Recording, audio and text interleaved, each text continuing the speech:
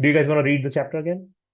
23. I think it'll be worthwhile to read and then discuss through some of it again.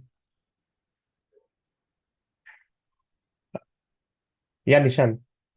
Just to have a comment on, the clear light tree, the angel's healing journey,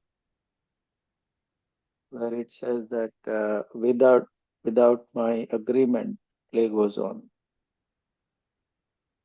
So lot of times it's just things keep going on.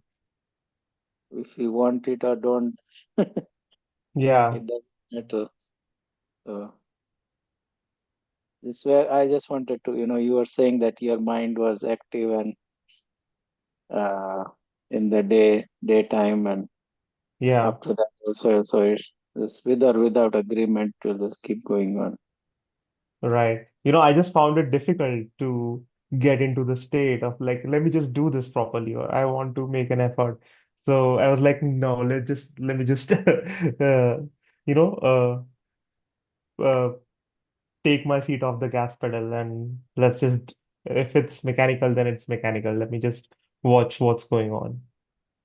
Yeah. So, so even the process of the observation might have been mechanical, but there was still, uh, there was still a process that was going on, at least, even if it's for a second or two. I think even a second or two is like huge, right? Yes. Yes, That yes. shared, Nikhil. That's amazing. Thank you for sharing. Yeah. Uh, okay. So let me share my screen.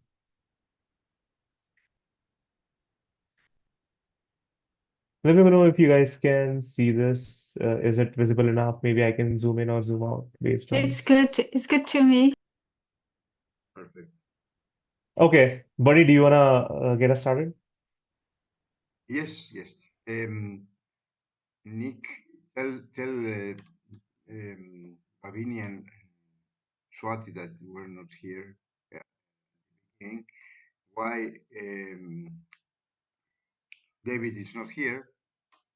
Oh, yes. I think I sent out an email to everyone, letting them know that David is having a hip surgery, hip replacement surgery tomorrow morning, and there is also a circle for David. If you guys can join in Second Life tomorrow morning, that'll be fabulous. It helps a lot. At 8 p.m. 8 a.m. 8 a.m. Pacific. Yeah. So you might wanna do time conversions and figure things out on your end. If you guys can make it, that's fantastic. Yeah, he sent me an email this morning that he won't be able to be here today, but uh, I replied, I'm looking forward to seeing you back next week. Okay. Yeah, Yeah, I think he's coming right back home the same night, the same day. He will be back on Tuesday night. Hmm. fantastic. Okay, Yeah. awesome. Yeah. Okay. So, chapter 23, radiation of pain. Sensation of pain and pleasure can be used as reminding factors. They can provide the force for the awakening of the machine. Pain and discomfort can be used as an exercise. First, we must lessen their intensity by extending them outward. Slowly, using the attention and concentration of half of the attention, radiate the pain outward into neighboring cells. As the pain radiates outward, you will notice that the intensity of the sensation seems to dissolve slightly, like salt in water. If you add no additional salt, you can radiate pain throughout the machine without causing an imbalance elsewhere. As a result, even slight discomfort, such as an itching sensation, can be radiated in this way, providing the force for the awakening of the machine.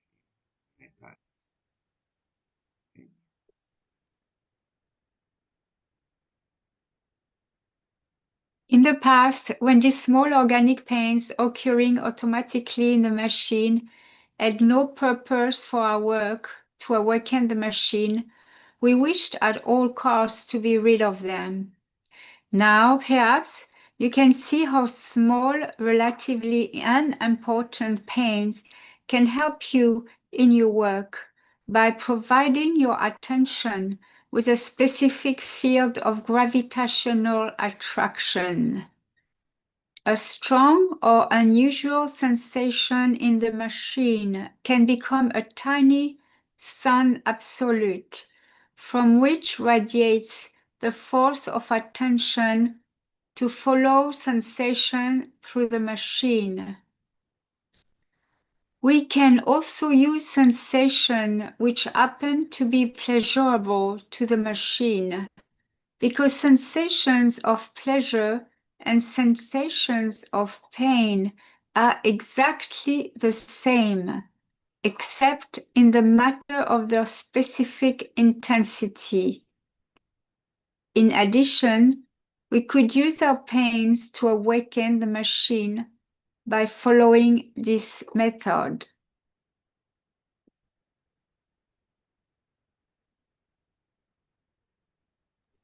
First, we must keep in mind that the machine is asleep and that its sleep is like the sleep of a limb, an arm, or a leg, in the sense that it becomes numb.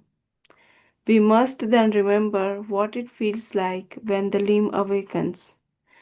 We begin to feel sharp, uncomfortable sensations, which we commonly call pins and needles. Hold this idea while at the same time concentrating on the pains ordinarily proceeding in the machine. Get the idea that these are the same sensations which would occur if a limb had fallen asleep. See and feel these sensations at the same time, holding firmly the idea that part of the machine is waking up. Encourage these sensations because they can bring on the sensations of awakening. Pass.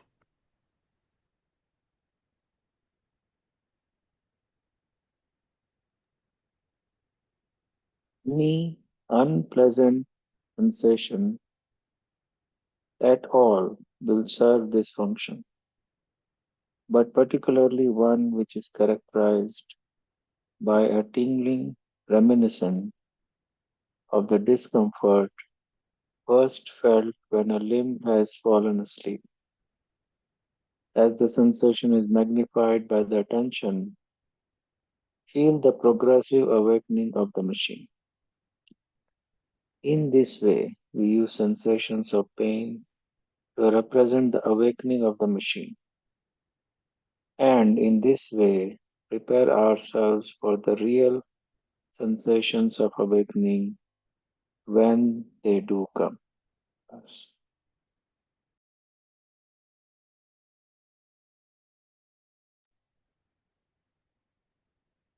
The sensations of awakening are nothing to be afraid of, just a natural and harmless process which is not particularly pleasant. But if we do not fall back into sleep to avoid the discomfort, these unpleasant sensations soon pass and the machine will naturally awaken. The whole world may seem sluggish and dead as we begin to sense the machine's sleep. But we must find the courage to continue through the strange sensations, the fears, the apprehensions, the anxieties which may arise. All this is perfectly normal. After all, we are so accustomed to the numbing anesthetic of sleep. Allow yourself to feel anxious. Admit to yourself that you feel frightened, anxious, even revolted at the idea of finding yourself in a dead body. May pass.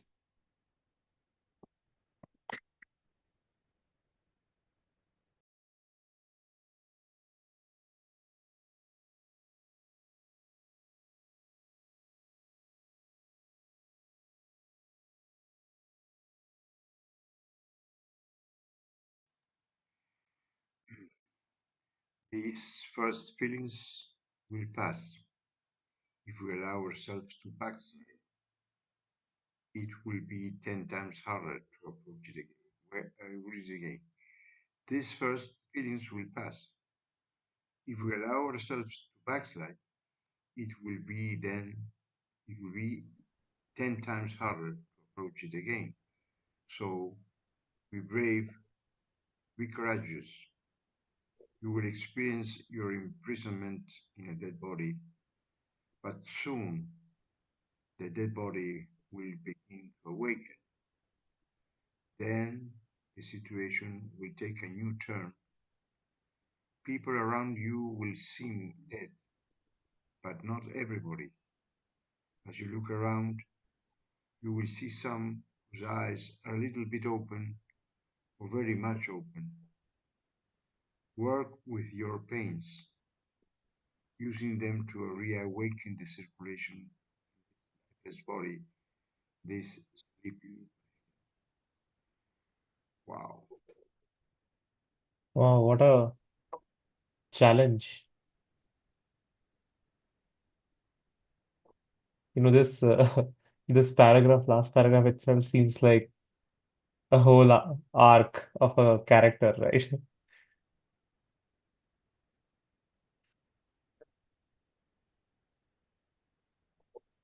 In these last 2 or 3 paragraphs, I think is the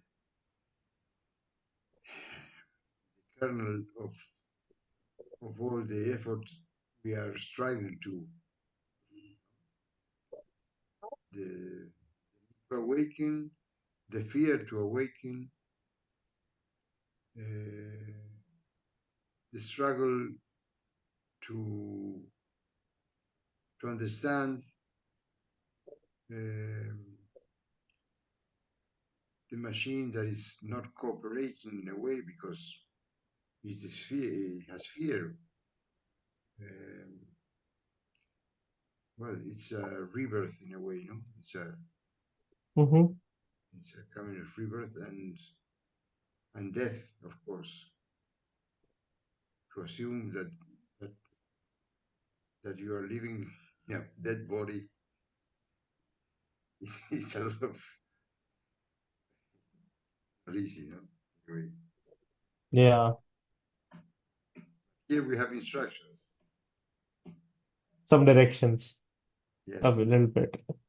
yes, and we are in a group that is also company somehow, no? Yeah, fellow dead bodies.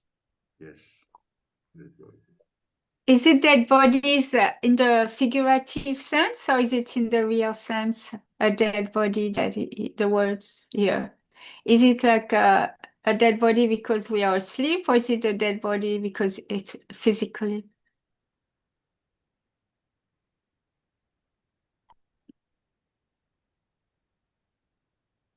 It's maybe because we are asleep, yeah. That's the dead body Mm-hmm. when we are asleep, yeah.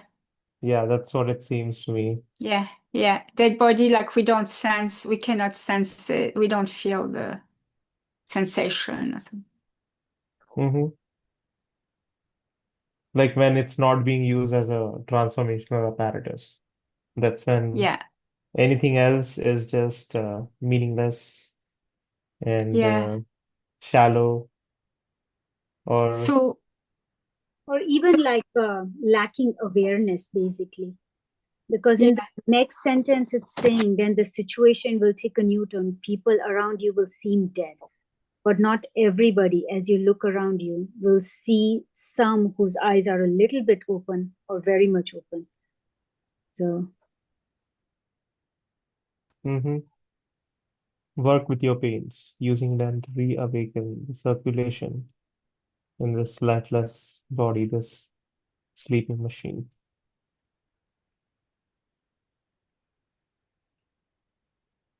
I assume that we all have had some kind of experience during our life of special moments that we felt alive in a way, you know? And Mm-hmm. there are ways to bring this, to open this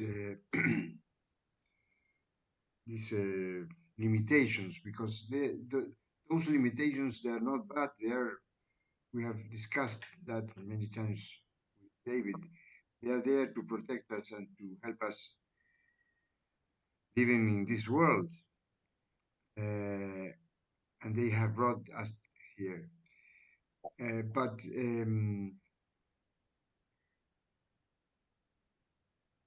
there are ways to produce this awakening, and those that have experienced that by, for example, not sleeping through a couple of days, or fasting, or drugs, taking drugs, you can approach this opening of the senses. The problem is that I know the word exact the problem is, but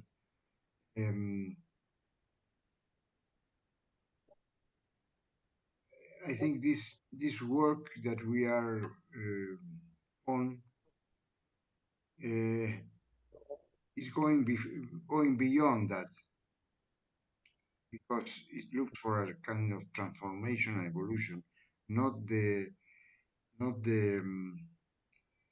the addiction of drugs or whatever. They look for the pleasure, but many people that are looking for the pleasure find that you need more more drugs to get the same. So it comes the addiction and the abuse and all the problems with the police and whatever. No? But I am very fond of the studies of neurobiology, Mm-hmm. and it is very studied, very knowledge that the brain, that is a problem. Let's just say the brain easily gets accustomed to this state, so you need more to bring that same state, and that is is the problem in a way, no? Mm-hmm. I think that this kind of work or teaching, whatever, looks for another kind of approach to this situation. I don't exactly know what approach, but I sense that it's in English it says until the drop falls, slowly but slowly, you know. The possibility of being able to enter this state by itself, not by reaction or by stimulus or whatever. Anyway, don't take me seriously, because No, that's very helpful, Bernie. okay, Yeah, I think I would say this is one of those chapters that is the most accessible to us, because I think sensations are being sensed all the time. yes. Sometimes pleasurable, sometimes painful, and all of us go through it. And it sounds like this chapter invites us to use those moments of sensation and use them for our work, right? It's not like you're gonna be using the chapter of Bobby Dojor and going into the center of the hall at falling down on a daily basis. But you can definitely do this on a daily basis or weekly basis or from time to time if you ever remember to do this in the first place. The word or the concept of that you said, remember, is crucial, and we tend to, at least in my case, I tend to, while this meeting is going on, I am very attentive and in. But I must say that when it finishes, the energy dissipates and I forget. But that is the thing, the human condition in a way, Yeah. Well, I think you're hooking yourself onto the vibrations of the group, and then you're here as a group, and then you're by yourself when this is over, and then life takes over and work takes over or whatever. Probably the group is the energy of a group is very Yeah. important. But one thing that David has said time and time again, and something I realized that it really works, is that you can uh, use the group as a catalyst throughout the week. So there's more power. It's not just you, it's the group going through whatever it is that you need to go through that week. It might be an exercise or anything, but it definitely, when something is beyond yourself, there is some power to that. And I also wanted to add about the numbing part that he mentions over here. Because I remember that whenever we are numb, the first thing we do is try to move our leg just to get rid of that sensation. And the thing was, when I did Vipassana, which is 1 hour of sitting silently doing nothing, not even moving your hands or legs or anything. So for the first time ever, when that Vipassana happened, I realized that the numbing sensation is there, the intensity is there, but the moment you keep observing it, it just fades away. The same thing with the itching, because when you have to keep your hands and legs in the same position for an entire hour, and then the hour extends to 2 hours, and then there were 3 hours. So just to see that intensity, Vipassana, like I thought that was so intense for the first time, that the itch will go away, the numbing will go away, everything will fade away if you just sit silently and do nothing. So that numbing sensation that he talks of was because the very beginning you feel like you want to itch, you want to, you got a scratch in the back, you want to move your hand, and you can't do any of that because that's the first rule that they tell you, do not move. So that mentally, to put that everything is in the mind, that was it's what he says here. It's yeah, it was a mind-blowing thing for me, just sitting silently and not moving your hands or legs at all, no matter what. So So did it get easier later on? I'm guessing the first 2 hours or whatever are like excruciating, and then as you achieve second wind. yeah, so what I remember, because it's a 10-day course, so Yeah, I it's have done that. I have done that too, by the way. I went. So there is this place Igatpuri in India. oh yeah, that's where my So, parents, yeah. so that's where I went. I think it was in 2022 or 2023. I went on a 10-day retreat as well. You're not supposed to talk to anybody, no contact, not even hello or not even eye contact. It's just it was quite something. Yeah. How was that experience for you? It was beautiful. At the like the first 2 days were like difficult. And Uh, and I would say, but I slept like a baby. So at the end of the 10th day, you talk. Finally, you have this discussion with everyone else, and everyone was talking about how they had this uh, crazy time and how they were hallucinating that their parents were dying and they have to get out of here and stuff like that. And I was telling myself, this was awesome for me. I slept like a baby. I remember being very grateful at the end of that 10-day thingy. Yeah. Yeah, definitely. Now that you talk about that, because it's all about the sensations when you do those. Uh, yeah. So I see how this chapter reminded you of Vipassana.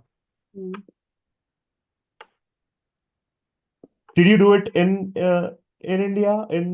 Yeah, I did it in Rajkot, in my hometown. Yeah, Oh, I see. yeah. For me, it was like, I think it was, I forgot the guru's name. I'm not good with names, you know. But yeah, he said that it happened to him on the third day where his observation took over. So I was like targeting. I did not sleep at all. Like Oh, I don't remember sleeping. Day and night, I was just doing Vipassana. Like the first day was intense, and then that night, I'm like, I got this, you know. I'm head on. So yeah. yeah. Well, what I used to do is I just used to eat a lot of lunch and then sleep by after lunch. Yeah. I would be, well, I guess I would be doing Vipassana, but I would be sleeping as Yeah. It was intense for me. I think the third day I had some sort of an observation breakthrough. So because I was doing like day and night, but then my sleeping went away, my eating went away. So I wasn't like eating or sleeping as much. I was just, yeah, it was nice, you know. Hmm. So when you talk about the radiation of pain, radiation, yeah, how do we do that? How do you do that? What Is it, do you intensify it? Because you also talk about intensifying pain in other chapter. So for me personally, what I realized is that so he talks you through it. That was the beauty that in this Vipassana, what we were doing, but that helped me regulate the pain because he said these are aversions, you know, don't stick to it, don't stick to it. So what I realized is that just keep breathing. So because you have nothing else to do, your hands are not moving, your legs are not moving. The only thing he said is concentrate on your nose, on just the breathing. So when you just breathe and you let that force take over, the numbing sensation, it just goes away. So first, you don't even concentrate on it, just concentrate on breathing. So don't give any thought to it. That's what I realized. That what happens is that we kind of mentally amplify the pain, you know, like it's not as much, but we exaggerate mentally in our brain, which I did not realize it until then, that you have a numbing sensation. But for me it was intense the first day, right? Like the first Hmm. sensation, the first numbing sensation, the first thoughts that they're going. But then he would just say concentrate on the breathing. So that is what regulated me, because suddenly you're not concentrating on that, any of the pains basically, or any of the sensations that might be happy or sad, you know, but just breathing. So I don't know if that helps. I don't know. Yeah, definitely. Like I didn't understand her question, like is that, you know. No, I was referring to if we can look at the text again when you talk about radiation of pain at the beginning. Do you want me to pull it up, Michelle? Yeah, like see what is it? What are we really supposed to do? I'm trying to understand.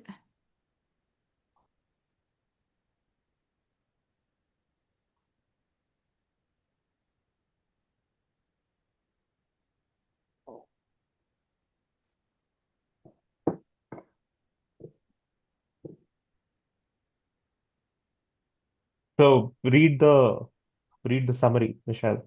Yeah. Sensation of pain and pleasure can be used as reminding factors. They can provide the force for the awakening of the machine. I think So, Oh yeah. I Sorry. think that's what the chapter, I think that's like the crux of what this chapter is. so yeah, How so he said that we must listen. First, we must listen their intensity by extending them outward. How? So I'm trying to understand that. You must listen their intensity. So what I realized in this numbing sensation, what happens is that when you breathe, when you pinpoint at that particular pain, what will happen is that it will start spreading like watercolors. You know, the pain, like that's my memory from that moment. But what happens is that when you just are breathing and when you just go into that, what will happen is it slowly start dispersing and then it goes over your entire body. And with the breathing, when you keep breathing and breathing, it'll become like an aura kind of a thing, you know? So Yeah. Okay. So that's what you're saying. The pain radiates outwards, and you will notice that the intensity of the sensation dissolve. They are like salt in water. Okay. Thank you. Yeah, awesome. We are at the end of the hour. Let's land this plane. Already? Oh, it went fast. I know. Yeah, yeah. Maybe we can try doing this exercise and see. We're gonna have these sensation anyways. Might as well use them as reminding factors. Yeah. And also, the next Yeah, chapter is it the is. last chapter of this book, and it's probably one of the most important chapters of this book. It's called The Last Hour of Oh, Death. it's the end. Yeah, It's and the end of the book. I suggest you guys read it and really read through it before Yeah.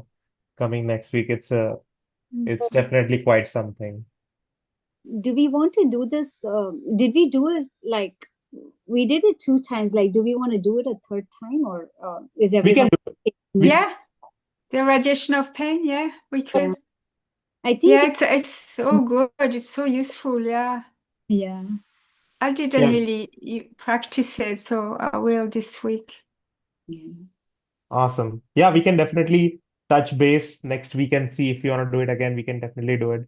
But I still suggest you guys read the last chapter. Definitely start reading uh, the last chapter. It might even help you with this chapter. Okay. I made some songs a while ago. The last Um, hour of life. Yeah. wow. Yeah, Also. looking forward to hearing those, Michelle. Yeah. Okay. Well, thank It you was a guys for great coming in. class. Thank Yeah. you. Thank you, Look Nico. forward to Thank seeing you you, guys and Bernie. David next week. Yeah. Yeah.